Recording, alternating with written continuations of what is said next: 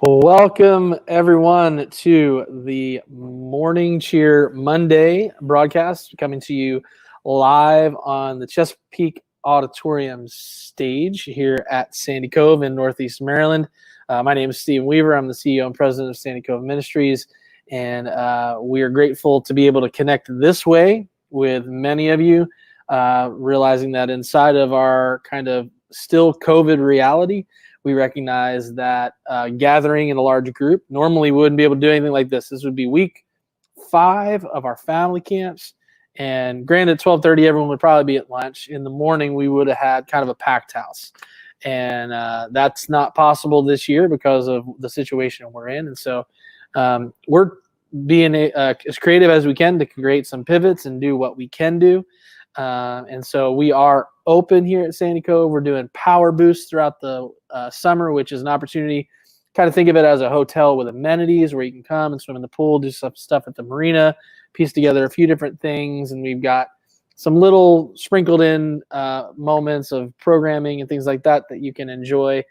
And it's a beautiful, beautiful day here. It's actually, last week was really humid and hot. This week is actually kind of a little bit nicer.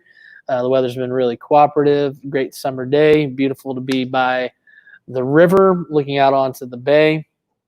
And so what we've been doing here, if you've been following the Mondays, the Morning Cheer broadcast, it's an opportunity for us to visit with some kind of the friends of our ministry who've been a part of our different family camp experiences and a few others, and put a request in to one of my really good friends to meet with today. And so would love to introduce those of you who are watching either now live or when this goes posted afterwards to one of our really good friends, Dr. Bruce McCracken, who is joining us all the way from is it E-Town is technically where you are right Elizabethtown, a.k.a. E-Town, Pennsylvania. That's right. E-Town, Pennsylvania. Very good. Well, thank you for making this time to be with us. I'd love, for those that may not know you, you've been a big part of our program. And for family camp, you and your beautiful wife have come down and been kind of in the life coach role for probably 6, 7, 8 years or more than that. Yeah, right? about 8 years. And I was just thinking when you said that week 5, we were scheduled to be there week 4, so we'd be home in bed recovering from that week. Yeah, excellent. That's great. Well, tell everybody a little bit about the ministry you're involved in that may not know you or be familiar. Well, if I can, let me just start by sharing how much Morning Cheer and Sandy Cove Ministries has made a personal impact on my life and Karen's life. You know, Karen and I both grew up in Delaware County outside of Philly, and I know I came down to Camp Sandy Hill way back when dinosaurs roamed the earth for the boys camp, and we did a lot of retreats at Hilltop Ranch, and I was a counselor there for 2 summers. Matter of fact, I got a call out of the blue the other day from a guy who saw something that we had done and called and asked me if I was the Bruce McCracken from Hilltop. It was kind of funny. But yeah. And then, but probably the most important thing that segues into what you want to talk to me about is House on the Rock. In 2003, I was down there with Dr. B, and Walt Wiley was going to be your speaker, and she put me together with Walt because at the time I was wrestling with what to do with my life. I was 25 years at Lancaster Bible College, and Karen and I were doing a lot of retreat speaking and marriage enrichment stuff, and I felt the Lord was kind of calling me toward starting House on the Rock full time. And we sat there in the dining room and Water's Edge, and I remember Walt listening to me and said to me, "Bruce, if you're still at LBC a year from now, you're crazy." And that was the birth of the formalization of House on the Rock as a nonprofit. We incorporated, formed the board, and got everything started after that conversation down at Water's Edge. And then we started, that was 2004. We talked to Walt in 2003. And then probably 2012, we met Ted Cunningham there. Karen and I were life coaching. He and his wife were speaking. And he's the one that told us about intensives, that we should be really looking into those, and locked us into Branson, Missouri, the National Institute for Marriage, that they were doing intensives. So Karen and I went down there and got some information, came back and formulated them into the intensives that we use at Marriage Hub. And we did our first one, I think, in 2013, and then I think I sent you an email saying, "Hey, can we do some uh, strategic partnerships here and use your hospitality facility for what we want to do?" And it was right in line with your vision for helping families and marriages, and it's been a very strong partnership, and we appreciate it very much. But we do about one weekend intensive down there at Sandy Cove a month, anywhere from 9 to 10 a year. And your website's brought us a lot of couples, and we sure have appreciated that. No, that's fantastic. Yeah, the strategic partnership thing is definitely, it's a good partnership if it's good for everyone, and it's been easy to kind of navigate with you all because it is so in line with what we're doing. I think what might be helpful is just to give the distinction. So twice a year, we'll host a programmed weekend, kind of couples on the bay or tandem, one in November, one in February. And that's couples will come, they sit together, they hear, speakers, oftentimes a couple that will teach in kind of four formalized sessions. What's the distinction as you describe it between what it is that we do in that program weekend as opposed to what you're doing in an intensive weekend? What does an intensive entail? How's that different? How's that distinct? No, that's a fun question. We get it a lot. And Karen and I actually spoke at your tandem weekends a couple of years ago, and it's been fun. We love doing marriage enrichment, but we always find that it creates a need in couples who are realizing their communication isn't what it should be, and their marriage isn't what they'd like it to be. And so the intensive, to answer your question, Stephen, is we're really honing in on couples who are in crisis. Usually they're on the verge of separation, divorce, or extremely discontent with where they are, not happy. And we bring them in, and we start Friday night about 7 o'clock, and we go to about 10 o'clock and just get to know the couples. We do it in a small group setting there in room 104. Although we were at Pritchett last time, and Karen really liked that. The view of the bay was nice. A little distracting, though. Every time a sailboat went by, I got off track. It was a squirrel. But we get to know the couples. They get to know us. We try to build a connection. And then we meet from Saturday morning, 9:30 to probably after dinner on Saturday, pretty much nonstop. And we talk about, well, we start off in Genesis and just try to show couples what God intended marriage to be, the whole idea of naked and unashamed and what's intimacy, and why we aren't experiencing that when we get to Genesis 3. We look at the fall, and then we talk about safety, we talk about trust, we talk about why we react the way we react. We talk about a lot about personal responsibility. So it's really coaching that's honing in on couples who are in trouble, trying to put a finger in the dike, so to speak, give them some tools that they can use to begin to strengthen some areas where they're weak. Hopefully, God does some mighty things on those weekends in terms of helping couples seek forgiveness and give forgiveness and begin to move forward from where they've been. Yeah, your amazing wife. I know countless amounts of stories. When I see you all on Sunday, it usually starts with, "Oh my gosh, Friday night, I had no hope. There was no hope. These couples were beyond control, and then God just did something on Saturday, or something happened on Sunday, and it is a front row to kind of what God can do restoratively inside of those marriages."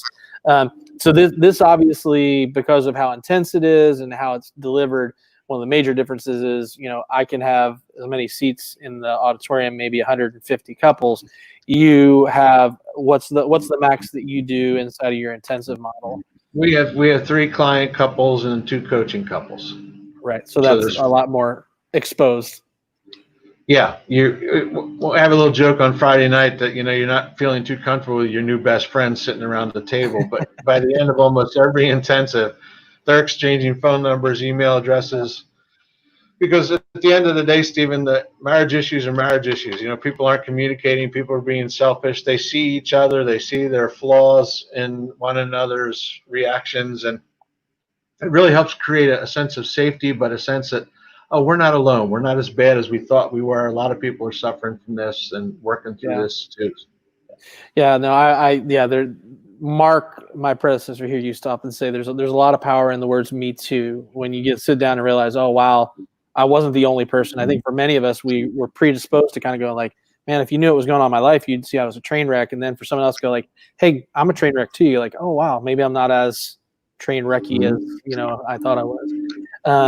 I guess one of my questions would be, inside of this COVID situation, there's some potential assumptions that go, and I can tell you in my own life as a as a case study, like gosh, like now you have to stay at home, so it's a 2-parent, Right. 2 kids. Communication must be great, intimacy is over the top, things are going really, really well, and I don't know about other people, but when COVID hit and that was our reality, that wasn't the results. What have been the things, I guess, that you've seen as kind of results of issues inside of marriages, inside of the COVID, what COVID's kind of forced us to realize? Yeah, that's a great question, and I can answer it humorously and I can answer it seriously. But I think the number one thing that we see couples is they're just go to work, get out of the house. They're tired of being on top of each other 24/7. It just taxes their patience. It taxes their space, I guess. We all want some private space of our own. We get it at work, at the office, or wherever we're working, and she gets it at home if she's at home, or at work, whatever the case might be. And it seems like a lot of couples are struggling with the 24/7 exposure, and they don't have the I don't know if you call it compatibility, or the communication that goes much deeper than that. I think it reveals how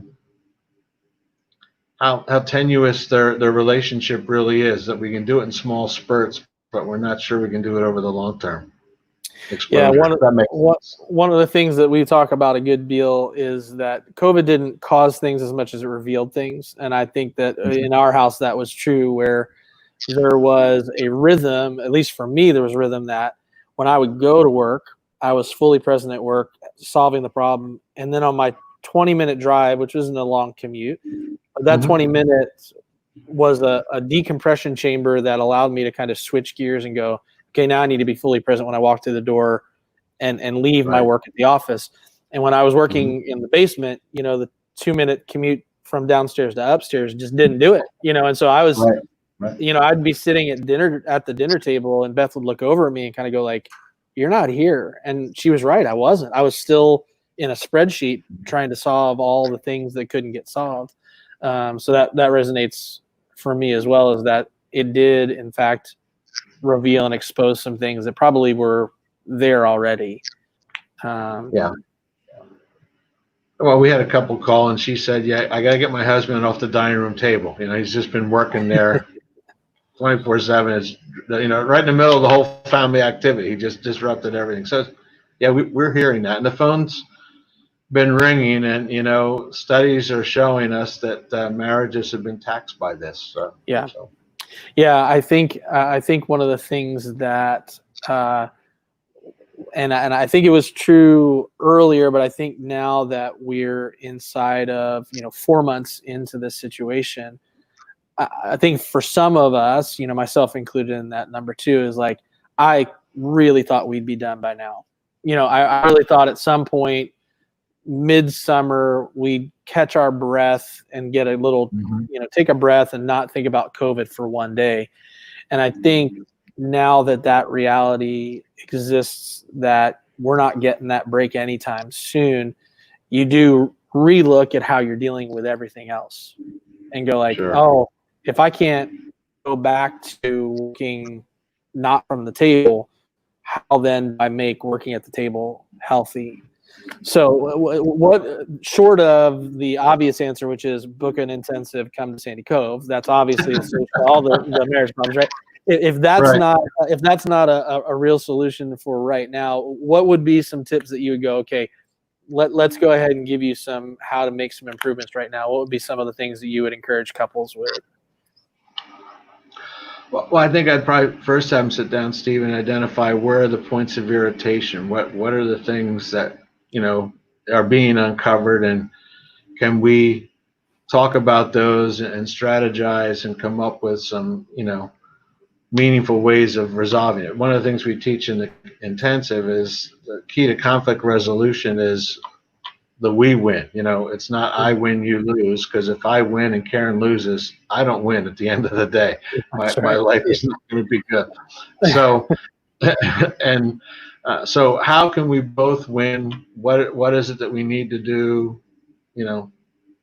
Hopefully we can be sensitive enough and caring enough. I mean, it all comes down, this. I mean, anybody that's been married knows it's selfish versus selfless. And what am I willing to sacrifice for the good of the family, and what's the family willing to sacrifice so I can continue to do my work? I'm not sure that's as specific as you'd like to be, but can we put a basement office down there? Can I set a table up downstairs and get that working out? And I know that we did I do that. I have a little space in my basement that I can go to and do some work. Although honestly, I've been sneaking into the office as much as possible. Yeah, no, I that makes a lot of sense, and that was one of those moments where what I had set up as the solution to my problem was a little corner of our family room, which was just because the desk happened to be there already. So I was there. We put up a little flexible fake wall, which I don't know if you know this, but 4-year-olds, that's not a foolproof way to keep them out. And so, it essentially, I was taking one of Beth's kind of foolproof solutions to her problem was, hey, let's go downstairs and play in the family room. That was no longer really an option because they couldn't play without coming through, and I couldn't work with them being right there. And it was as simple as getting to a place of going, I bet you this desk would fit in our guest room, which it just barely did. But I mean, it's a game changer. I mean, it really was where we kind of said, okay, if you could go in that room and close the door, that gives us the family room back, which was an option that Beth desperately needed because especially when the weather had warmed up enough, having another location to have those two kids run around was really pivotal. And so, yeah, you have to get creative for sure, but you got to start with communication where Beth had to go like, hey, this isn't working. Like, right. I know you think it's working. It's not working. It's not working for me. And that's attacking the problem and not the person. I mean, that's key too. We have a problem. I know you need to work. You're not the source of the problem, but yeah, that's so huge. Beth well, I think and I think she usually does. Most of the stories end with Beth doing a really good job of communicating. I know that's true for you and Karen as well. I think. I just say yes, ma'am. Anything else, ma'am? I do that. Yeah, I think that what ends up being another issue is recognizing that for me as a leader, and I think this would probably be true for most spiritual leaders, pastors, anybody who's involved in ministry in any way, but I'm sure most of us at some levels have to make decisions. And this COVID thing hits you. And so there's been moments and waves where it's like my personal, not thinking as the president, just thinking as Stephen, I'm like, man, I don't want to get sick. I just don't want this. Am I wearing the mask right? Am I doing too much, too little? Am I at risk? You have to realize you're processing that as a person. Then I'm processing it as, well, as a business leader, what do I need to do? And as a ministry leader, what should I do? But then to recognize that Beth had that going on as an individual, and then as a mom, and then as the homekeeper, I think I probably need to recognize that all of us deserved a lot more grace than I was willing to give because I was exposing. I think I was kind of selfishly using all the grace on myself. You know what I mean? Because of how overwhelming it was. I guess I'm a little bit curious as to for those who are in that situation where it's like, hey, he's at the table still. It's 4 months in.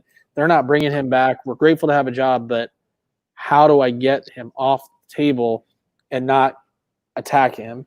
What are the baby steps ways to communication? What are those things that you would be able to coach those who are struggling to just even get into a conversation? How do you get them there? That's the steps to having a safe conversation. I think that there's a couple things to communication that we all have to understand, and the two foundational pieces to effective communication are safety and trust. If I don't feel safe enough, if Beth didn't feel safe enough to tell you this isn't working, that conversation would never have happened. Hmm. That she was trusting that you were going to be on her team, on her side, and that together you're going to work for a mutual agreement or solution to the problem. So the first thing you have to do is assess, how safe is this? Is this going to pose a reaction where Karen comes to me and says, I need the kitchen table back, and I'm going to blow up because I blow up at everything.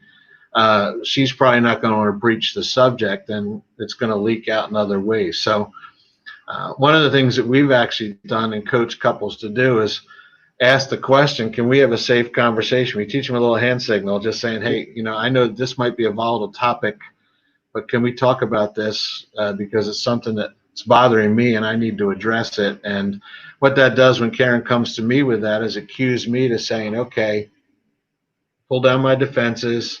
Let's get involved. This is important. I need to listen. And Karen trusts, I think more often than not, that I want to solve the problem. And I shouldn't say that, but she does trust me. And now we begin to work together as a team. So once we make that initial step from fear to, okay, we're going to be safe, let's have the conversation. Now we can begin to brainstorm those solutions. Would the desk fit in the guest room? Can I make a smaller desk? Can I, work in the shed? Can I, work on whatever the case might be? Or can I take the kids for a walk at a couple hours a day and give you a couple hours of uninterrupted time that you can schedule?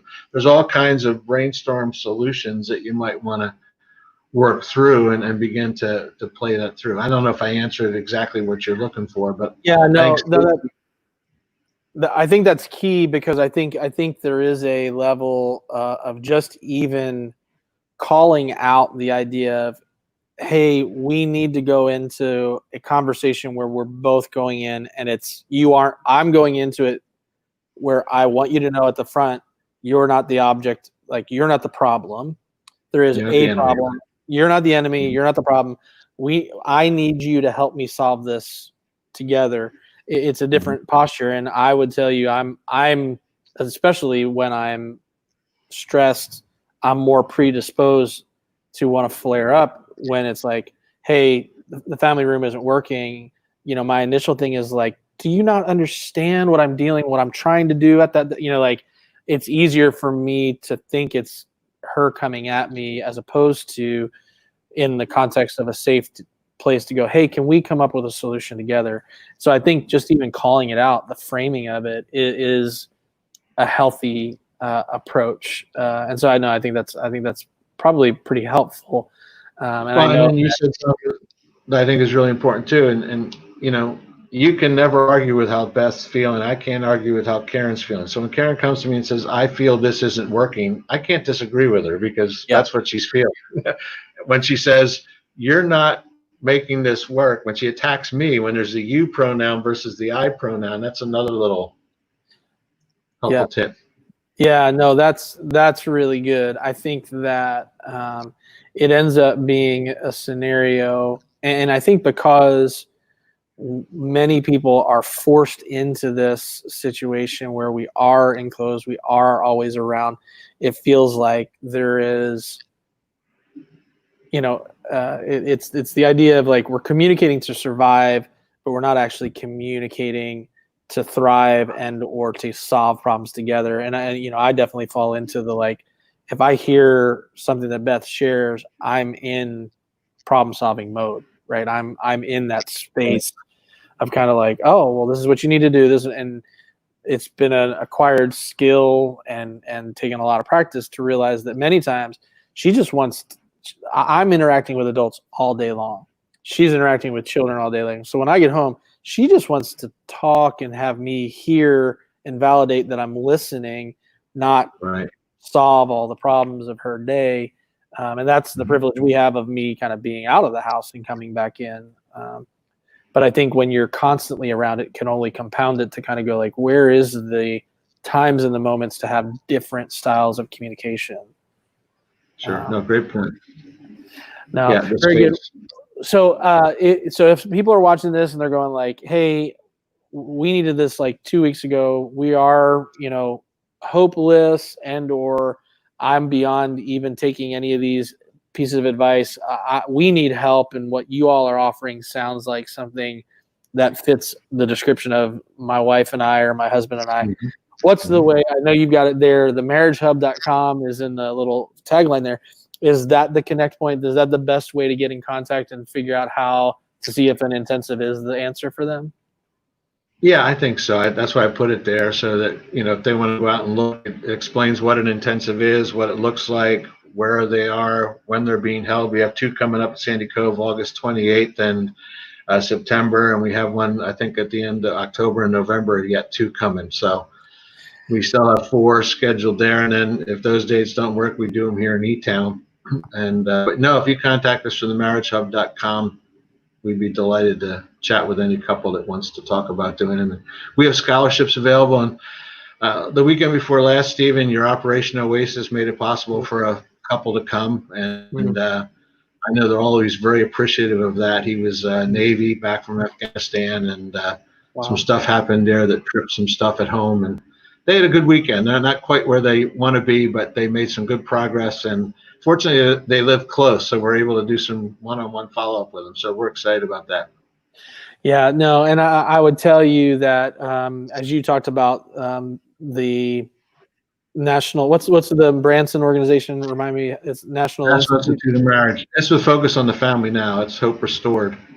Yeah, what was so engaging to me and enthralling, not that it's about the numbers, but I think this way a little bit, was the model of how the intensives work when you look at it through a kind of success rating and a lens that kind of goes, well, is this thing really working? Like if I invest this much money, this much time, and expose myself, what's the chances that we come out of this thing headed in the right direction? And the statistics were staggering as to this particular program and how it's designed to kind of move to really turn couples around and go in a different direction. Is 86%, is that still the number that gets thrown around? That's what we're seeing. There are couples that are still married after a year of attending, right around 86%. And traditional marriage counseling, every other week for whatever, is about 25%. So the genius of the intensive is we're able to do in about a weekend what it might take 6 to 9 months of counseling once a week or every other week to do. And most couples haven't focused that much time and energy. You're getting about 20 hours of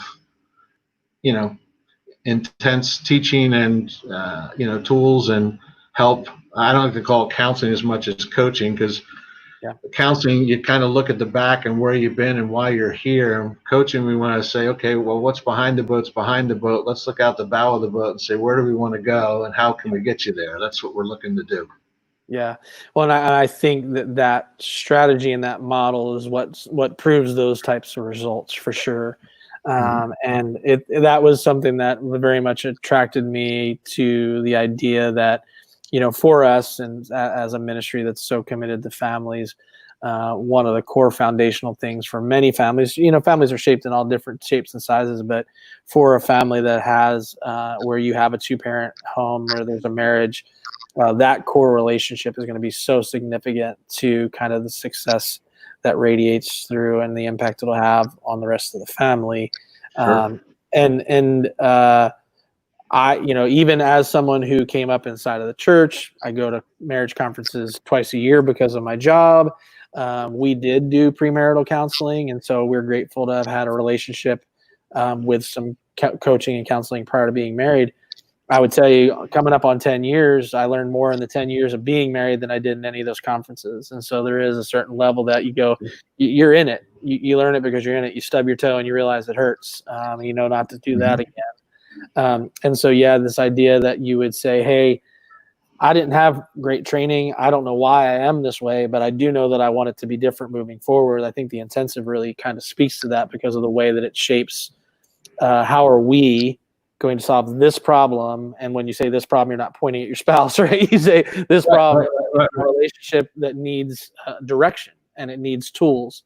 And so that's the research that really encourages me that you all do and provide for the people that are here and all the other contexts where you do it. So, well, I really appreciate you making time for us and sharing some insights into your ministry and into couples. It's not just free counseling for me, but it usually is a little bit of free counseling for me, as I'm a perfect case of how not to do coupling or fathering or husband. Karen and I we call this the boomerang. Every time we do an intensive, there's stuff for us to work on. There's no perfect for sure. Very good. Well, I appreciate you making time for us. Go ahead and check out the Marriage Hub. Also, you can come to sandycove.org and find out when they're here and sign up through those vehicles as well. But Bruce, appreciate you and your time and all the ministry you've done, your connections throughout the year. Really appreciate the friendship and all you've done for us. Well, it's the same to you, Stephen. We appreciate your love for families and marriages, and for Karen and me. And Karen's sorry she couldn't be here today, but maybe some other time in the future. I know she'd love to touch base and tell you some fun stories.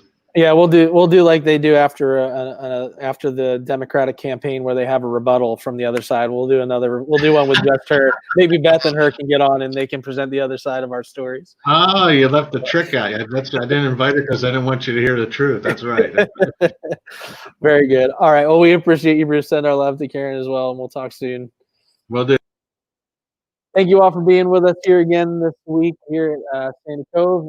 We'll be doing the morning cheer broadcast. I think we'll kind of keep you up to date. I think we might be doing them on Mondays at 12:30 for a little bit more. That might be the time. Make sure that you catch this week, Thursday. Andrea is on. She's back and cheering us on. 12:30, right here, Facebook, YouTube Live. You want to catch out midday with Andrea at 12:30. So check that out. Stay tuned for all the news and updates around here, and we are grateful to have you watching and being a part of this. And don't forget, you can see the whole thing there. Jesus never fails. Have a good one.